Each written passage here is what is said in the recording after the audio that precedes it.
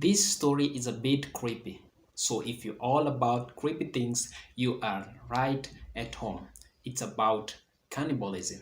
Cannibalism is the act of consuming another individual of the same species as food. It is commonly in animals like spiders, praying mantises, and sometimes in hippos and chimpanzees. But human cannibalism is one of the rarest cannibalism in the planet. But rare does not mean absence.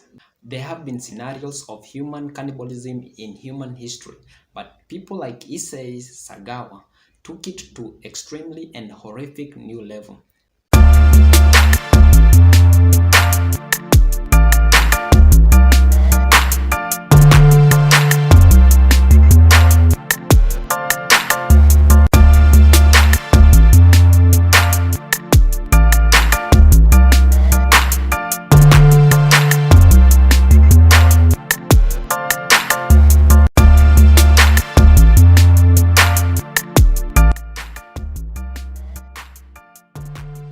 Born in 1949 in Kobe, Japan, Sagawa claimed to have first fantasized about eating human flesh when he was just 6 years old, and even recalls staring at classmates die in his first grade in school, and stated thinking of how delicious her thighs were, but he was too young to do anything harmful.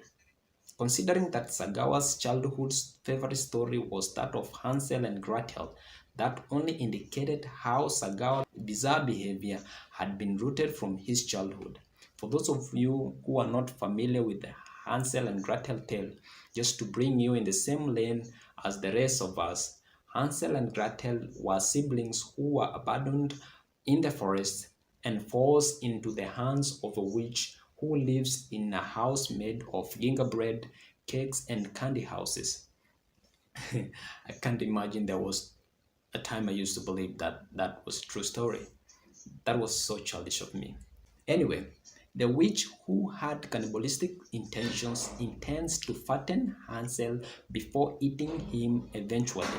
However, Grantel saves Hansel. by pushing the witch into the oven, killing her and escaping with the witch's treasure. Now you remember. But unlike you and me or any other normal kid, Sagawa inspiration from the story comes from the witch, not from Hansel and Gretel. As Sagawa grew older, his cannibalistic fantasies took on sexual component and he started fantasizing about eating the flesh of women. But before 1974, Sagawa hadn't done nothing out of normal. It was in 1974 when he was at the age of 24 years old when he was a student at Wako University. Sagawa spotted a German woman who was heading home after work. Sagawa allegedly followed her to her home, waited until she was asleep before he broke into her apartment. He tried to cut a piece of her flesh to have his first human flesh test. Thankfully, the woman woke up before he was in the act. She reportedly fought and overpowered Sagawa. Her scream also attracted neighbors who helped and Sagawa was arrested.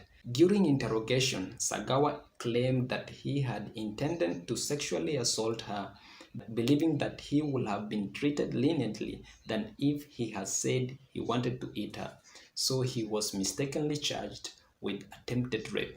His wealthy father paid a victim settlement outside the court to have the charge dropped. That was just the beginning. But before we continue, if you really are enjoying this content, please make sure you hit that subscription button and help this channel reach at least 1,000 subscribers. That act will not only cost you nothing, but it will be highly appreciated. We upload once or twice in a week. If you've done that, let's keep going. 3 years later, in 1977, Sagawa was admitted at Paris' prestigious Sorbonne University to study languages and literature. It was there that he and a Dutch student, René Hartevelt, met and became friends. It is said that René would regularly visit his apartment to give him German lesson and, of course, something else. Though Sagawa frequently hired sex workers and brought them to his apartment with the intention of killing and eating them, not once did Sagawa able to bring himself to go through with the crime. But one thing he was very sure of is that one day, in one way or another, Renee Hartfeld will appear in his menu. But Renee Sagawa was just a friend. Day by day, Sagawa was consumed by his sickening desires, and one day he was tired of it, and he bought a rifle with an intention of murdering and Renee and cannibalizing on her body. On the 9th of 11th June 1981, Sagawa thought that it was enough and he had to do something about Renee. So when the 25-year-old had innocently visited Sagawa in his apartment, Sagawa knew that it was time. And if not today, then there's no any other time. So he crept up behind Renee as she was reading poetry and shot her in the neck. At first, he felt remorse and wanted to call an ambulance. But then he said to himself, hang on, don't be stupid. You've been dreaming this for long, and now it is actually happening. Just go on and be who you always wanted to be for a long time. So Sagawa grew some pears and he was okay with it. He then indulged in a truly horrific few days of violence and repeatedly raping Renee's dead body before eating part of her flesh, sometimes when raw, and other times he would cook before consuming Renee's flesh. Over the course of 2 days, Sagawa ate a portion of Renee's breast, calves, lips, and thighs before deciding that it was time to dispose her remains. So he bought 2 large suitcases and packed her remains before calling a taxi.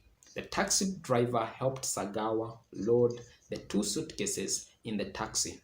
Although the weight of the suitcases startled the taxi driver, he even joked to Sagawa, asking Sagawa whether he was carrying human flesh in the suitcases, but Sagawa brushed it off. Sagawa dumped the suitcases in Bois del Boulogne, a public park in Paris, where 2 joggers discovered them.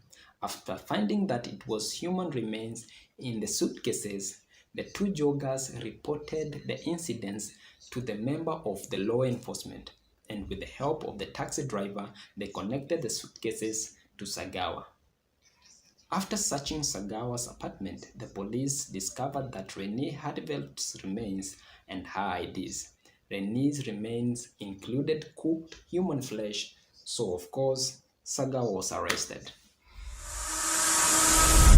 But if you think Sagawa was tried for murder, then think again, because that never happened. Instead, he was held on a mental hospital for 2 years. When psychiatrists examined him again, Sagawa's wealthy father came through to rescue him, and with the help of a prominent attorney whom his father hired, Sagawa was released.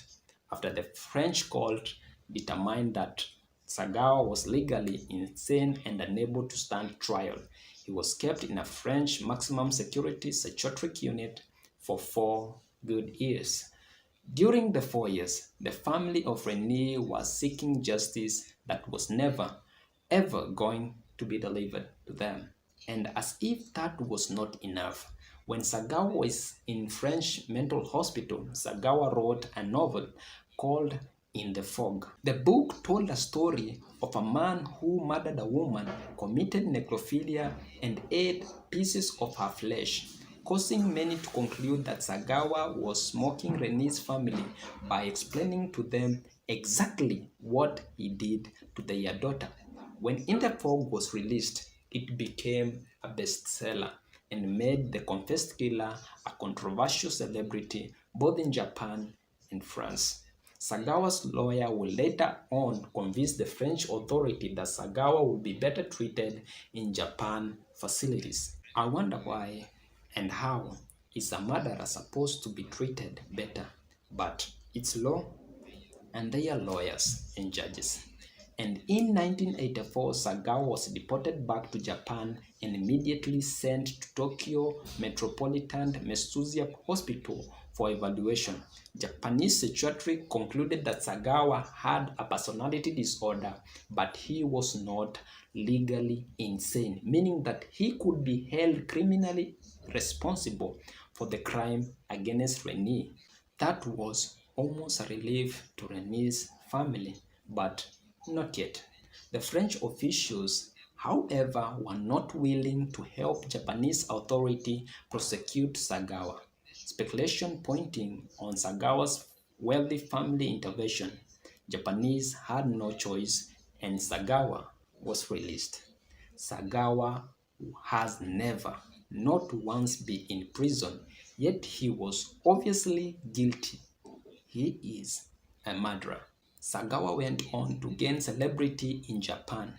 In addition to writing in the fog, Sagawa wrote and published several more novels and edited an anthology about cannibalism fantasies. He has made several television appearances, including as a guest in a cooking show where he ate raw meat, alluding to his cannibalization of Rene. Sagawa has also solved a number of paintings, many of them featuring nude women. He is featured in an adult film which he pretends to cannibalize on a woman in 1992. He has also appeared in Unfaithful Wife, a shameful and a torture low-budget film that combines sex with extreme violence and murder. In the film, someone begins dismembering one of the women and Sagawa pretends to eat a portion of her flesh. He says Sagawa was also referenced in a Rolling Stones song, Too Much Blood, with lyric leading, and when he ate her, he took her to Bois de Boulogne. All this, it is like Sagawa telling the authority, both French and Japanese, that hey, I did it. I am capable of doing it and I can do it. But still I am walking free and there's absolutely nothing you can do. I just feel sorry for Rene's family. They are not and never going to receive justice. A perfect illustration of how law, rules, and order bends in their knees in the presence of the wealthy. I appreciate your time.